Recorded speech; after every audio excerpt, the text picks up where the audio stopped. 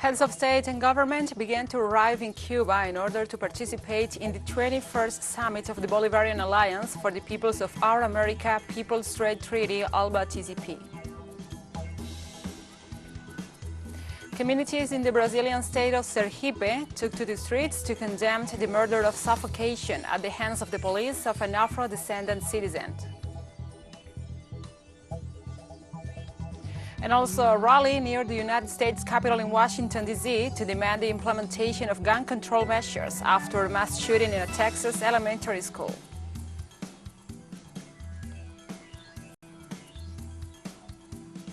From the headquarters of TeleSUR English in Havana, Cuba, this is From the South.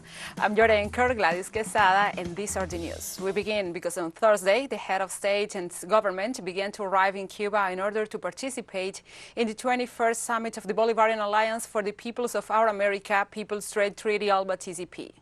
According to the organizers, the purpose of the event is to share common development strategies as well as to analyze the regional geopolitical situation. The multilateral body was created in 2004 at the initiative of Fidel Castro and Hugo Chavez as a mechanism for the integration of peoples. The city of Havana will be the meeting point for dignitaries such as the president of Venezuela, Nicolás Maduro Moros, who arrived on Thursday night accompanied by the first combatant, Cilia Flores.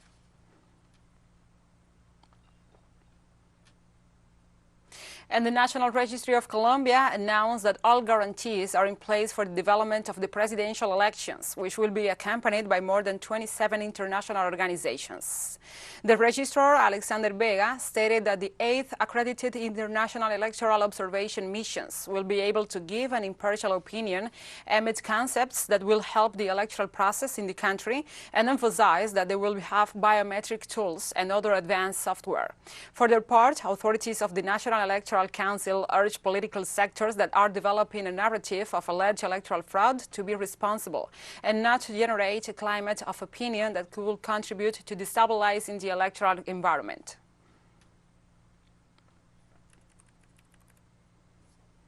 Also in Colombia, the establishment of the International Observation Mission for next Sunday's presidential elections took place on Thursday. The event was attended by the Minister of the Interior, Daniel Palacios, the Registrar, Alexander Vega Rocha, the President of the National Electoral Council, the CNE, Cesar Arbeo, among other personalities. During the ceremony, the Registrar, Alexander Vega, informed that some of these international delegations have a technical nature and have accompanied the different simulations that have been carried out. The official also emphasized that these elections will be most closely watched in history and reiterated that all guarantees are in place for citizens and political forces.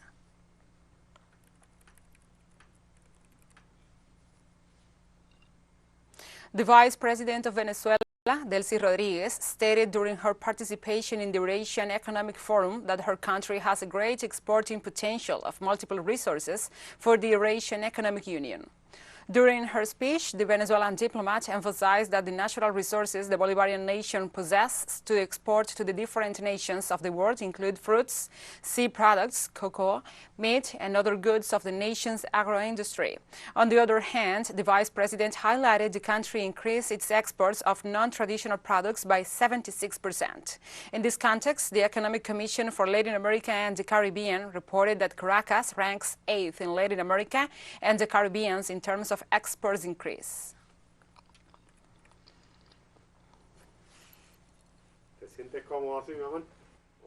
Understanding and economic cooperation in order to strengthen investment and cooperation mechanisms.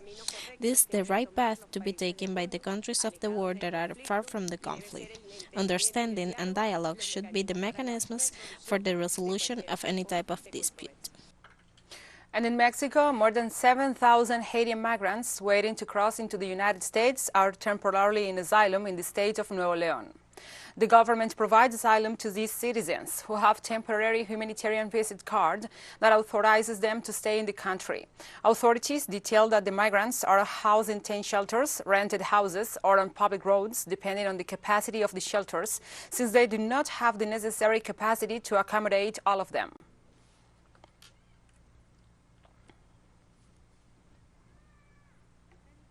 We move on to other topics. The president of Bolivia, Luis Arce, denounced on Thursday conspiracy plans of the right wing and called on the armed forces to remain on the side of the Constitution. In the present circumstances, in which anti-democratic forces continue their work to overthrow the democratically elected government, the doors of the barracks of our armed forces in general and of this brave regiment must remain closed to calls for sedition and alteration of the constitutional order of the plurinational state of Bolivia. And Bolivia's Minister of Justice, Iván Lima, informed that the Constitutional Court rejected the unconstitutionality appeal filed by Janine Áñez in the second case, related to the alleged crimes committed prior to her self-proclamation as the President of Bolivia. The Constitutional Court has ruled. This afternoon, it has already notified about the specific action of unconstitutionality that had been presented by the defense of Mrs. Áñez in relation to the crimes for which she's been tried. The resolutions contrary to the Constitution in the fulfillment of her duties have been rejected by the Constitutional Court's Admission Commission. Therefore, at this moment, the court that is trying the case in the city of La Paz can reinitiate the trial, it can reinstate it, and we hope and urge the judicial authorities that within the framework of due process, they can continue with this case, which is part of the Bolivian people's demand for memory, truth, and justice. At this moment, the Constitutional Court has eliminated the last legal obstacle that existed for the trial to continue. The allegations will be pronounced and the corresponding sentence will be dictated in accordance with the rules of due process. In Argentina, social and artisanal fishermen's organizations are demanding in front of the Congress a law to protect this sector. According to spokespersons of the Union of Workers of the Popular Economy, the so-called Canoazo protest held in front of the Congress building aims to improve working conditions and make this food-producing sector more visible. The protesters propose the creation of a national registry of artisanal fishing, the construction of fishing terminals, and the creation of a fund for the promotion of artisanal fishing, among other initiatives.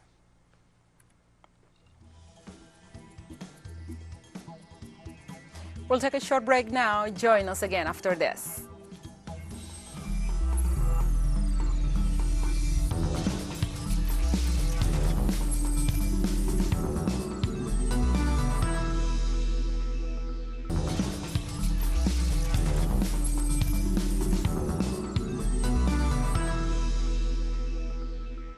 Welcome back From the South. Communities in the Brazilian state of Sergipe took to the streets to condemn the murder of suffocation at the hands of the police of an Afro-Descendant citizen. The demonstrations take place after police forces murdered Genivaldo dos Santos, a street vendor diagnosed with schizophrenia who was arrested in the municipality of Umbaua and locked up inside a police patrol car, which was filled with tear gas. The demonstrators demand justice for the murder of dos Santos, which they denounce represents a new case of police violence against the black communities of the country.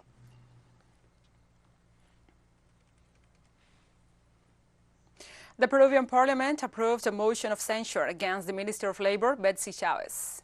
The motion was passed with 71 votes in favor during a plenary session held on Thursday. 28 parliamentarians voted against and 12 more abstained. 9 representatives from Peru Libre Party voted in favor of the motion. Peruvian President Pedro Castillo has now 72 hours to accept Chavez's resignation.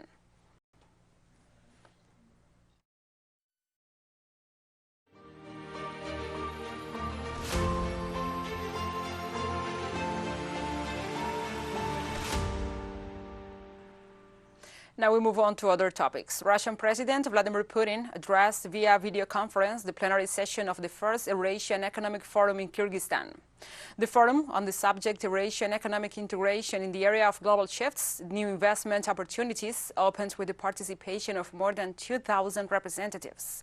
In his intervention by video conference, the Russian head of state said that those nations interested in harming his country by imposing sanctions harm only themselves. In this sense, Putin explained that his administration took the necessary measures in key sectors to protect national sovereignty against systematic Western aggressions.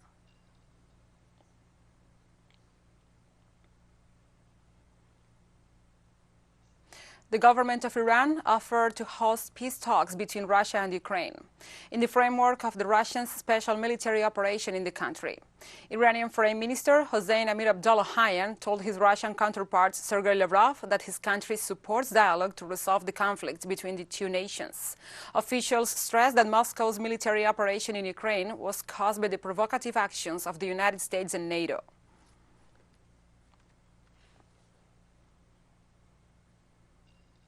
Former U.S. Secretary of State Henry Kissinger participated virtually in the World Economic Forum held in Davos, Switzerland.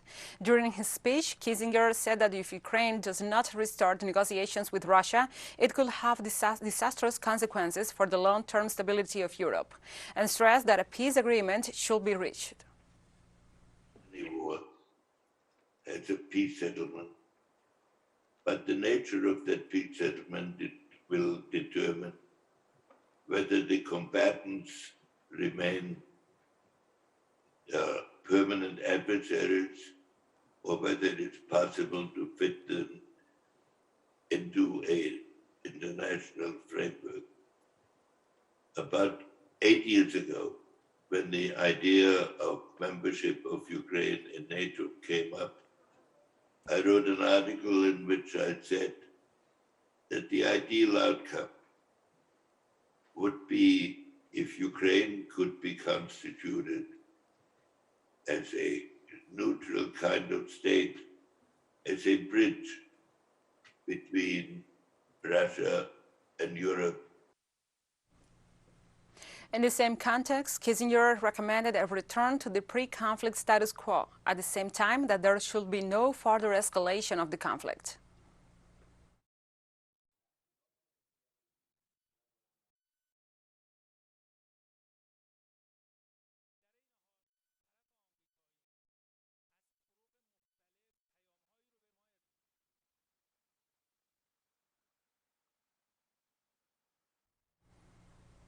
And the countries of the BRICS group, during a virtual conference, reaffirmed their willingness to take action to counteract the unilateral sanctions of the West, as well as the disinformation. According to a statement issued by the foreign ministries of Brazil, Russia, India, China, and South Africa, there is a mutual interest in expanding contacts and exchanges between the two countries to deepen cooperations in the field of information support.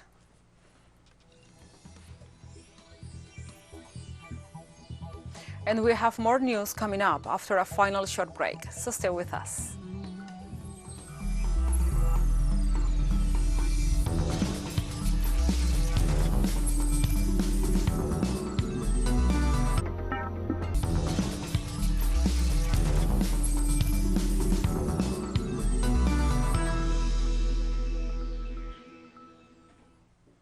We are back.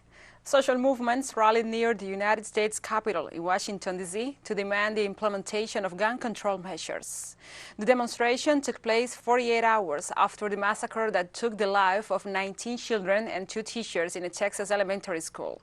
The demonstrators rejected the historical opposition to the use of weapons regulation by conservative and supremacist sectors and demanded the authorities to take action in order to avoid more violent acts inside the nation's educational institutions. Going to be me next. I don't know who's next. Me, my friends, my peers, and nothing's being changed. I'm a 17-year-old girl in high school, and something needs to be changed, and there needs to be laws in place.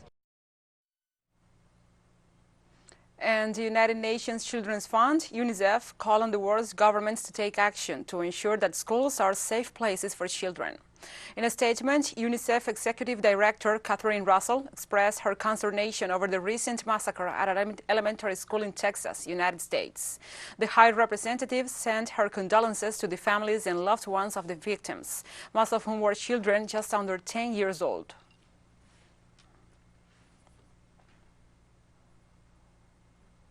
The African Union leaders are meeting Friday and Saturday in Malabo, Equatorial Guinea, for 2 consecutive extraordinary summits as the continent contends with humanitarian crisis, terrorism, and military coups. Around 20 heads of state, as well as donors, are expected to raise funds at the African Union's first extraordinary humanitarian summit. According to the African Union, of more than 30 million internally displaced Africans, more than 10 million are children aged under 15. A report by the UN Food and Agriculture Organization said that around 282 million of Africa's 1.4 billion inhabitants are underfed, an increase of 49 million on 2019 levels.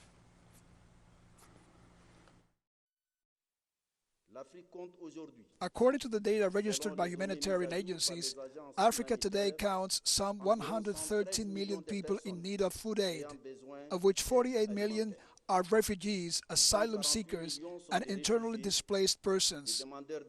An urgent response to the need is necessary to preserve what remains of these people's human dignity.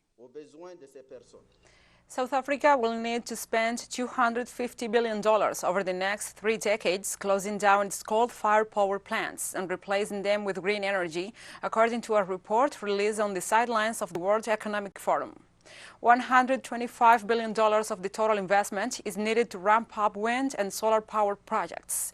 The report was produced by academics at South Africa's Stellenbosch University in conjunction with the Blended Finance Task Force, a body set up to help mobilize large-scale capital in a bid to end poverty in line with the United Nations Sustainable Development Goals.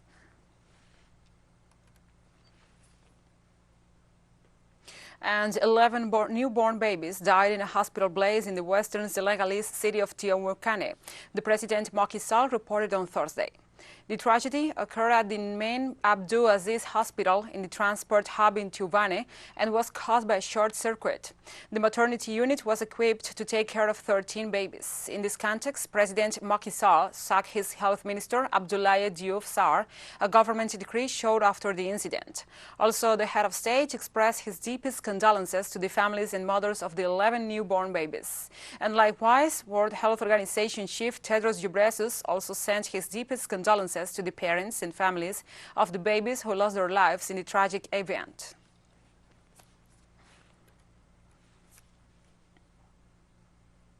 Security forces fanned out across a wide swath of central Khartoum on Thursday, as police attempted to block the latest protest against military rule in 7 months.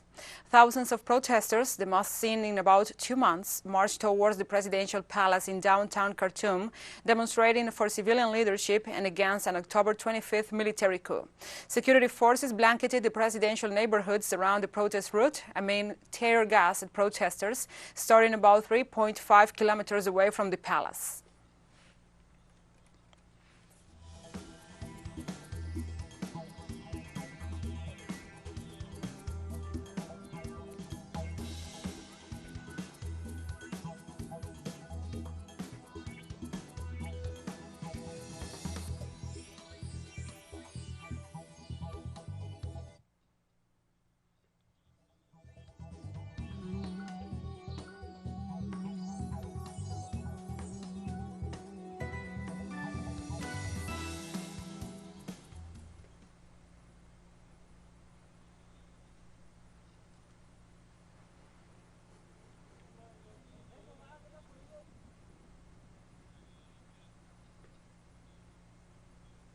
And now we have breaking news. We go live to Havana as Latin American heads of state gather to hold the 21st summit of the Bolivarian Alliance of the Americas member states, ALBA-TCP.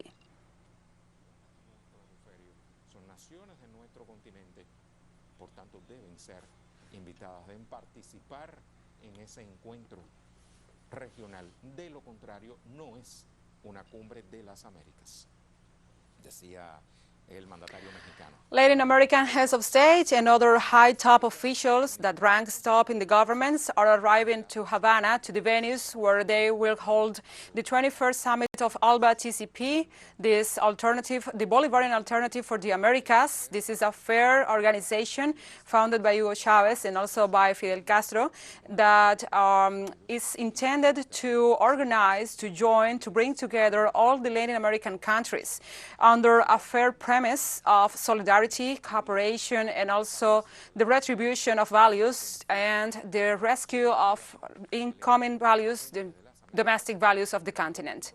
As we can see, These venues in Havana are ready to host this 21st Summit of ALBA-TCP. All the heads of state and top officials are arriving since 2 days ago, like all the presidents, the prime ministers, and also the foreign ministers of every Latin American country that is a member of ALBA-TCP. As we know, one of the latest to arrive was President of the Bolivarian Republic of Venezuela, Nicolás Maduro Moros, who is here to join and to attend to this summit. Also, he was accompanied by the first combatant, Cilia Flores, his wife, who also is going to attend this summit under status of invited to status of guest to this summit.